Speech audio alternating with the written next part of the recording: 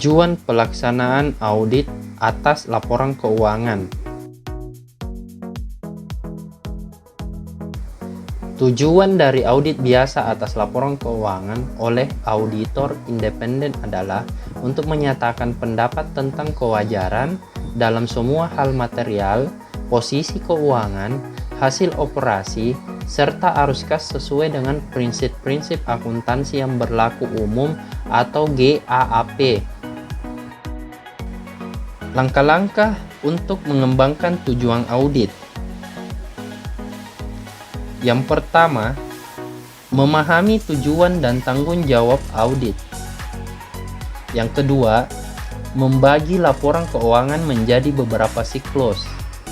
Yang ketiga, mengetahui asersi manajemen tentang laporan keuangan. Yang keempat, mengetahui tujuan audit umum untuk kelas transaksi, akun, dan pengungkapan. Yang kelima, mengetahui tujuan audit khusus untuk kelas transaksi, akun, dan pengungkapan. Tanggung jawab manajemen.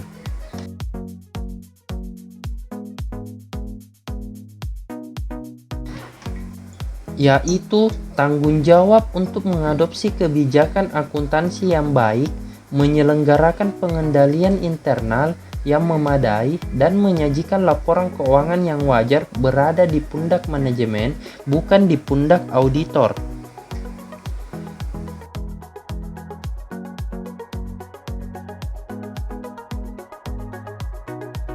Tanggung jawab manajemen atas kewajiban penyajian atau asersi laporan keuangan berkaitan dengan privilege untuk menentukan penyajian dan pengungkapan yang dianggap perlu.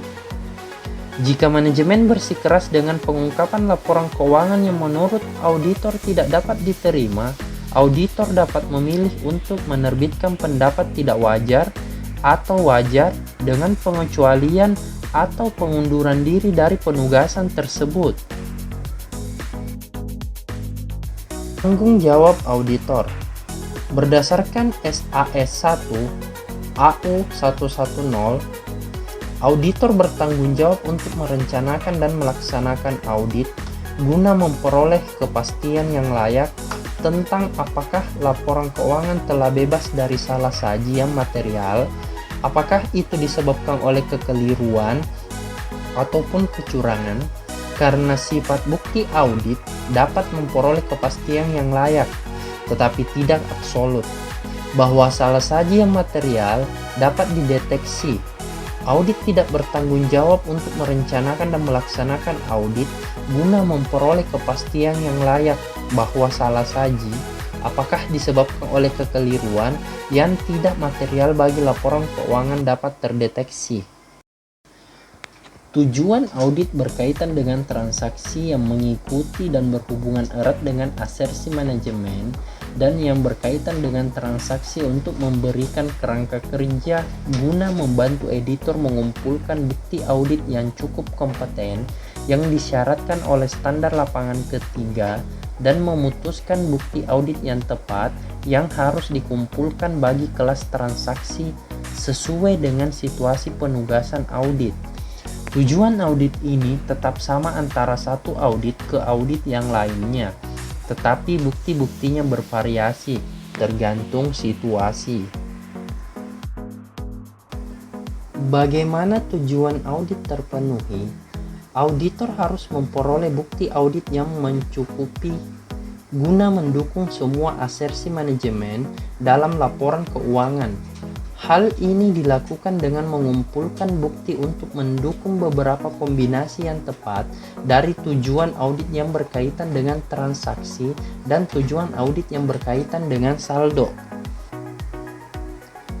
Audit harus memutuskan tujuan yang tepat dan bukti yang harus dikumpulkan untuk memenuhi tujuan tersebut pada setiap audit. Dengan cara auditor mengikuti suatu proses audit, yaitu metodologi yang telah didefinisi dengan baik untuk menata audit guna memastikan bahwa bukti yang telah diperoleh sudah mencukupi serta tepat dan bahwa semua tujuan audit yang disyaratkan sudah ditetapkan dan terpenuhi.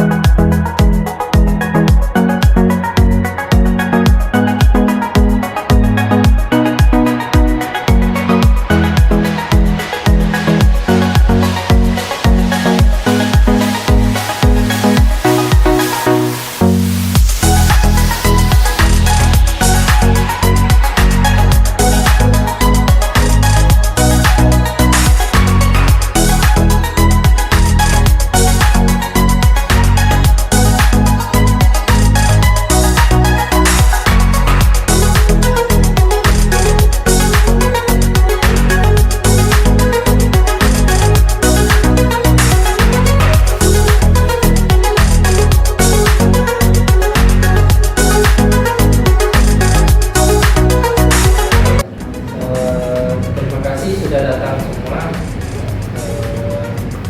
Hari ini ada beberapa hal yang saya bahas terkait dengan rencana perusahaan untuk kedepannya, termasuk juga report hasil audit.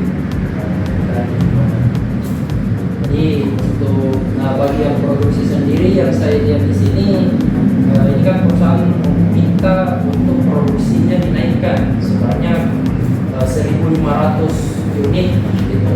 Itu saya minta tolong untuk cek sebentar di bagian bidang apakah produksinya itu bisa diselesaikan atau enggak, atau stok kita mencukupi atau enggak.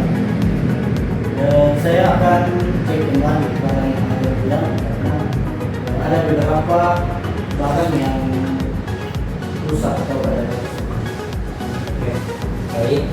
Untuk bagian operasional sendiri itu saya minta bagian administrasi maupun bagian produksi mesin itu semua saya minta untuk dicek apakah kita kekurangan karyawan di situ atau enggak. Baik Pak, saya akan mengecek ke bagian administrasi terlebih dahulu, dan saya juga akan ke bagian produksi.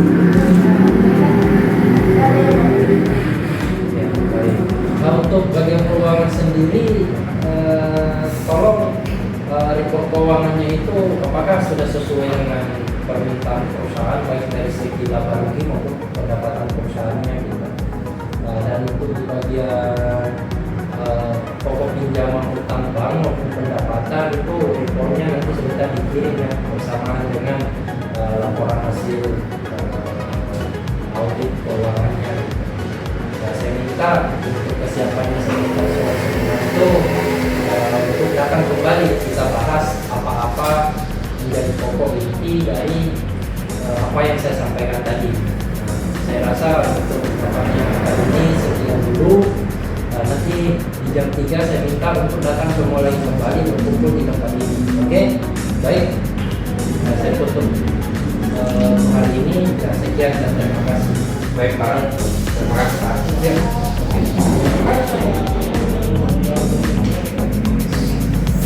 Ya, terima kasih sudah kembali. Kita lanjutkan pokok pembahasan yang sebelumnya belum kita lakukan.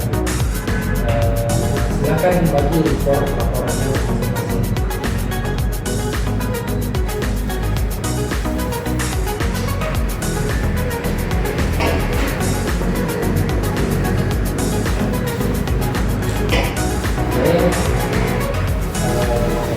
Baik, gimana untuk bagian administrasi maupun mesin-mesin untuk produksinya apakah sudah berjalan sesuai janji peraturan? Kalau ini bagian produksi ini, seperti yang saya lihat, baik secara administrasi atau produksinya dapat juga bekerja. Tapi untuk alat produksinya, kita dapat memproduksi lebih dari 1.200 dalam Begitu. Jadi untuk kesiapan baik administrasi maupun mesin-mesin itu semua saya anggap ready ya. Bisa sesuai dengan target perusahaan. Oke, baik. Untuk bagian stok sendiri produksi apakah sudah sesuai dengan report laporan yang ada sekarang? Baik Pak, setelah saya cek kembali alat-alat gudang, ternyata ada 1.550 unit sekarang. Tapi ada juga yang bermasalah, itu ada 5. Sehingga yang masih ready itu jual itu 1.450. Nah, jadi untuk kondisi yang rusak sendiri itu gimana? Apa langsung dibuang atau gimana? untuk yang pesan ini biasanya untuk dijual. Oh, dijual kembali. Tapi untuk penentuan harganya sendiri jauh lebih rendah ya? Ya, di awal standar. Oke, baik. Nah, untuk dari segi laporan keuangan sendiri itu gimana? Tolong sampaikan ke saya. Dari segi keuangannya itu dari laba ruginya yaitu pada tingkat 20 penjualan bersihnya yaitu 24.476 miliar, dan ada juga bilang pokok penjualan yaitu 17.177 miliar. Jadi total laba brutonya yaitu 7.349 miliar. Ada juga dari gerbang-gerbang usaha yaitu totalnya 4.468 miliar, dan total laba usaha yaitu 2.830 miliar. Dan ada juga penghasilan atau beban lain senilai 140.37 miliar. Oke, baik. Jadi saya anggap laba rugi perusahaan itu naik signifikan ya dari tahun-tahun sebelumnya. Gitu. Oke, dari segi pendapatan sendiri, baik itu dari segi utang piutang kita di bank, itu gimana? Yang saya lihat di sini, untuk pendapatan perusahaan kita sendiri sudah keuntungan kita atau keuntungan perusahaan kita sudah 2 kali lipat dari utang kita di bank. Jadi saya rasa untuk pembayaran utang perusahaan kita, perusahaan sangguplah untuk menyelesaikan utang kita ke bank. Kesimpulannya bahwa kondisi keuangan kita pada tahun ini jauh lebih baik dari tahun sebelumnya. Jadi dari segi keuangan sendiri, artinya saya anggap perusahaan mampu untuk bisa berkembang lebih baik lagi dari tahun-tahun yang akan datang gitu. Ya, terima kasih untuk report laporannya untuk semua bagian.